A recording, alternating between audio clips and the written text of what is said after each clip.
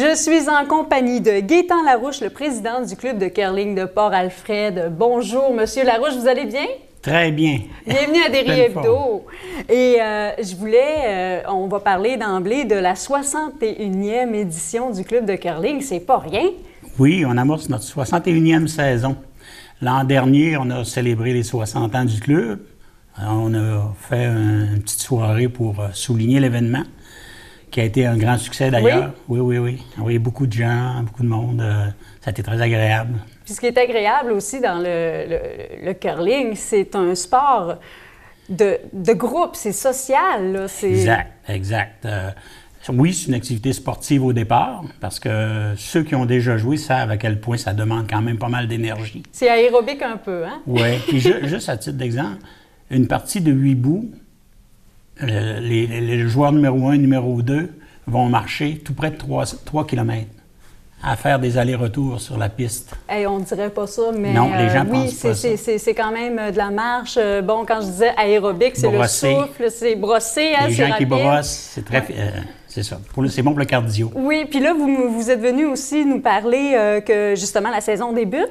Alors, il va y avoir des inscriptions bientôt. Vous prenez possession sous peu, à partir d'immédiatement. Oui. Nous, on prend possession du club à partir du 15 octobre. OK, mi-octobre. Parce qu'on partage le club avec le golf. OK. Et c'est des ententes qu'on a 6 mois. Et ça va bien. Parfait. Donc, vous prenez le relais des activités pour un peu plus automnal et hivernal. C'est ça. On prévoit de débuter les activités, là, les parties, aux alentours du 21-22 octobre, si tout va bien, là, dans ces dates-là. OK. Et là, vous êtes aussi venu me parler de quelque chose de très important. Vous avez 2 objectifs aujourd'hui. Nous faire part de la volonté du club de curling au recrutement, bien sûr, aux gens qui s'inscrivent. Oui, évidemment, comme on le disait tout à l'heure, c'est une activité qui est tout autant sociale que sportive. Ce sont des équipes de 4 joueurs, donc tu n'as pas le choix. Et il y a toujours 6 équipes qui jouent en même temps, donc 24 joueurs sur les glaces. Donc, ça fait beaucoup de gens là, qui regardent le tournoi. Là. Puis, dans les ligues, c'est compétitif, mais quand même, on veut que les gens s'amusent. L'objectif premier, c'est toujours de permettre aux gens d'avoir du plaisir, de s'amuser. Donc, on favorise énormément les échanges, les taquineries. C'est tous les âges, hein, si je ne me trompe pas. On commence avec les jeunes, on s'en va avec les plus seniors, si on veut. C'est ça. Il y en a des joueurs qui ont 85 ans. Un, entre autres, là, qui est étonnant. Ah oui? Oui. 85 ans, il glisse encore. Et, oui, c'est surprenant. Mais il doit avoir une bonne technique, là. Oui, ça fait quand même plusieurs années. Rendu à ces années-là, je pense qu'il a développé quelques bons trucs. Hein? Exact. Donc, au niveau des ligues, on a des ligues de soir pour les gens qui ne sont pas disponibles le jour et on a des ligues de jour. Okay. Les ligues de jour, qu'on appelle souvent les ligues de retraités, là, parce qu'il faut que tu sois disponible le jour. Hein? Ben oui, c'est ça. Ça, c'est le lundi et le jeudi. Il y a une ligue féminine. Okay. Pour les femmes seulement, le mardi après-midi.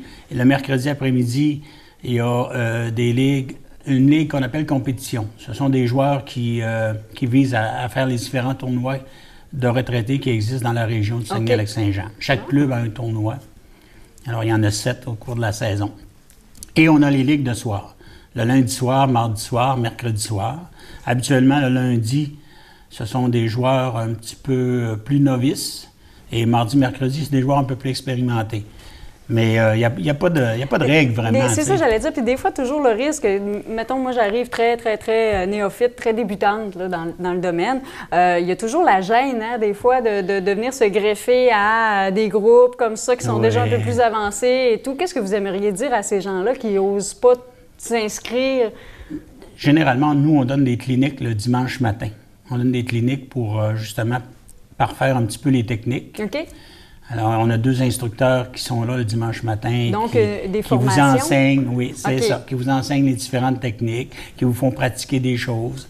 Alors, c'est très agréable. Ça permet aussi de développer nos joueurs plus rapidement. OK. Puis, justement, là, juste avant de conclure l'émission, vous m'avez parlé de quelque chose de très important. Votre deuxième objectif de votre présence ici à Derry Hebdo, c'est aussi la location de salles pour subventionner, ne veut pas, le club aussi. En fait, on a une belle salle qui peut contenir jusqu'à 130 personnes facilement avec un service de bar. Et puis, cette salle-là est disponible. Alors, les gens peuvent la louer, que ce soit pour du corporatif, des funérailles, des baptêmes, même des mariages, à la limite, là, les fins de semaine. Donc, c'est bien, c'est une belle salle. C'est disponible, c'est ça. C'est disponible, c'est ça j'allais dire. Et dans le fond, on contacte le club de curling. C'est ça. Notre directrice générale, Josée Gagnon, qui est généralement toujours au club le jour. OK. Numéro de téléphone, dans le 418-697-5109. Tu vois, je suis obligé de le regarder parce que je ne le sais pas par cœur. C'est parfait, puis ça va apparaître dans le bas de l'écran. Et en plus, on va avoir aussi une page Facebook, je crois. Oui, on a une page Facebook. Merveilleux. Les gens vont pouvoir aller consulter les horaires. Faire une recherche, Club pour Alfred, curling, puis... Ah bien, Monsieur Larouche, je vous remercie beaucoup de votre présence et on souhaite longue vie encore au Club de curling de Port-Alfred. On travaille pour ça. Merci beaucoup. Bienvenue.